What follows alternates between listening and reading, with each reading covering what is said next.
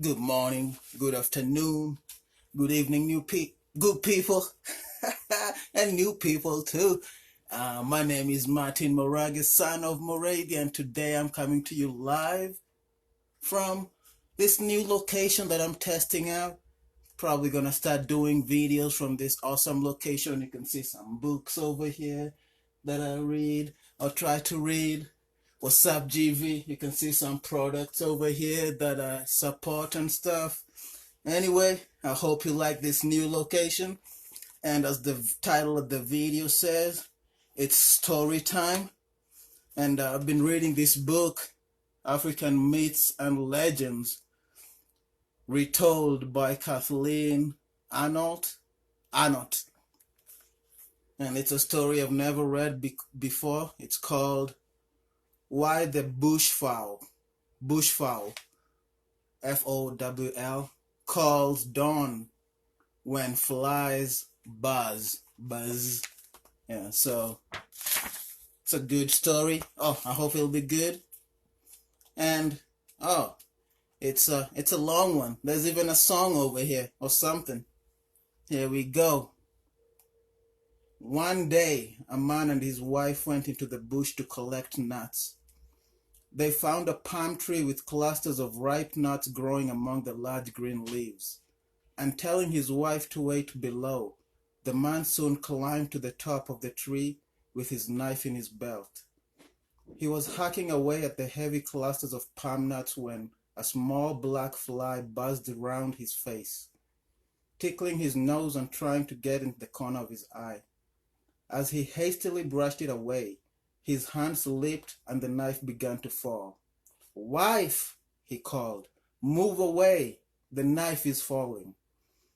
The woman quickly leapt aside so that the knife missed her, but as she did so, she jumped over a snake which was sleeping under the dead leaves. This so frightened the snake that it dived into the nearest place of refuge it could see, which happened to be a rat's hole. The poor rat was terrified, and dashing past the snake, he managed to get out of his hole and ran up the nearest tree for safety. Unfortunately, the rat had chosen a tree where the plantain-eater bird had built her nest, and thinking that the rat was after her eggs, she set up such a cackling and screaming that the monkey in another tree was almost frightened out of his wits. He had been just about to eat a nice juicy mango which he had picked, but in his terror he dropped it. The mango fell with a thud on the back of an elephant who was walking quietly below, minding his own business. Imagining that he was being attacked by hunters, he rushed madly away, catching his head in a flowering creeper which was climbing up a tree and dragging it through the bush in his flight. The creeper had a strong stem which became entwined round a tall earthen ant heap, pulling it to the ground where it fell onto a nest full of bush-fowls' eggs and broke them all. "Cack," squawked the poor mother bush-fowl. "Look what you've done to my eggs," and spreading her feathers over the ruined nest, she collapsed in misery and uttered not another sound for 2 whole days and nights. Now everyone knows that the bush-fowl is always the first to wake among the wild creatures, and that when the sun hears her loud and raucous cries, he rises from his bed and a new day begins.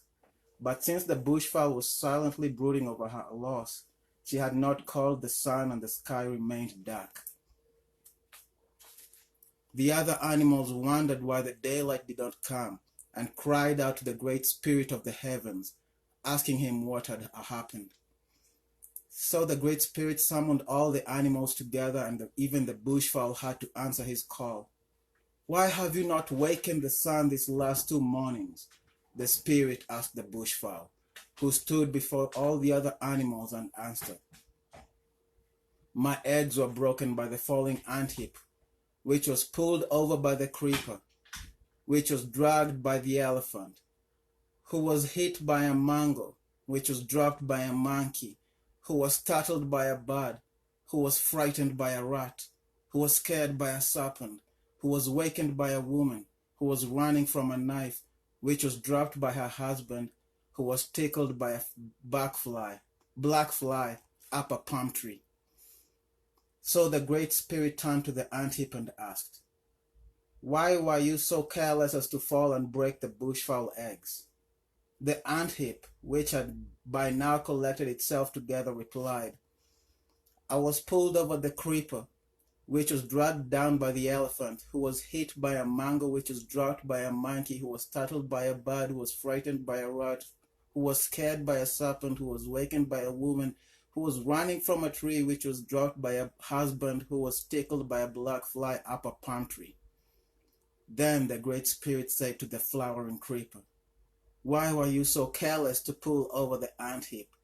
So the creeper replied, "I was dragged down by the elephant, who was hit by a mango, which was dropped by a monkey, who was startled by a bird, who was frightened by a rat, who was scared by a serpent, who was wakened by a woman, who was running from a knife, which was dropped by her husband, who was tickled by a black fly up a palm tree." The Great Spirit turned to the elephant. "Why were you so careless as to pull down the flowering creeper?" he asked.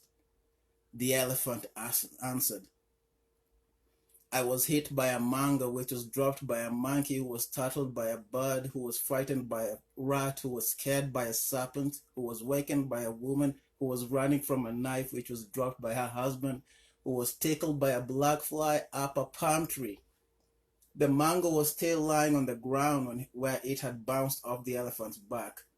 So the Great Spirit asked it why it had fallen so heavily and frightened the big creature.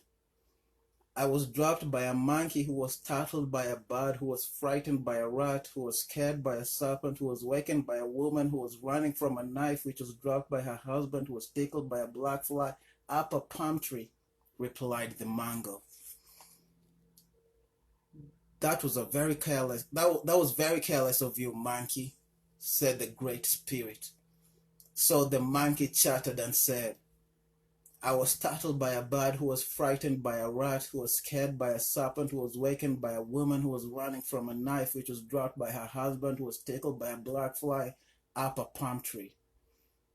"And what have you to say for yourself?"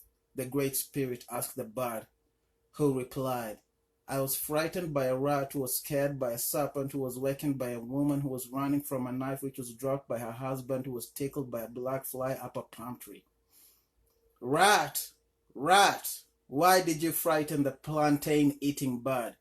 asked the Great Spirit. "I was scared by a serpent, who was wakened by a woman, who was running from a knife, which was dropped by her husband, who was tickled by a black fly up a palm tree," said the rat.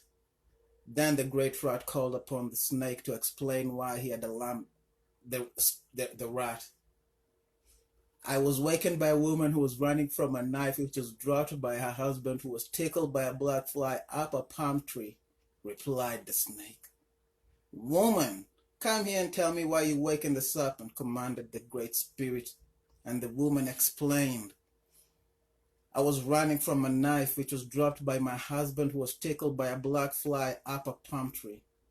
"Then the knife must explain why he made you run," said the Great Spirit.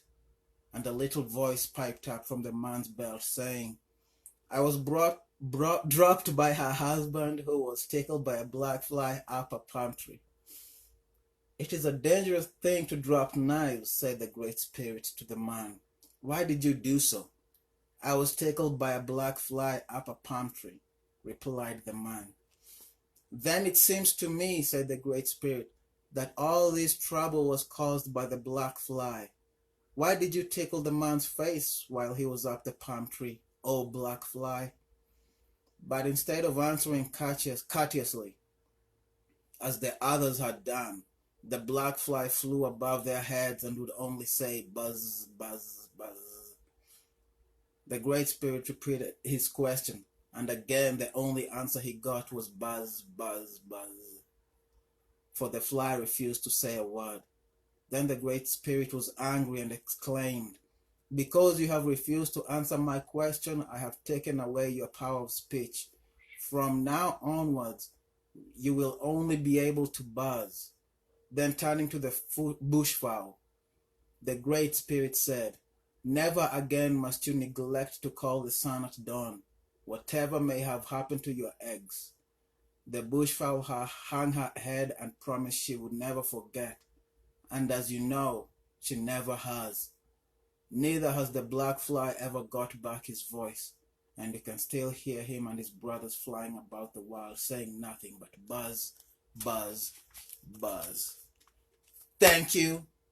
Thank you for watching, good people. That was Why the Bushfowl Calls at Dawn. If you, for the people with the bushfowl, for people with chickens, you probably know of the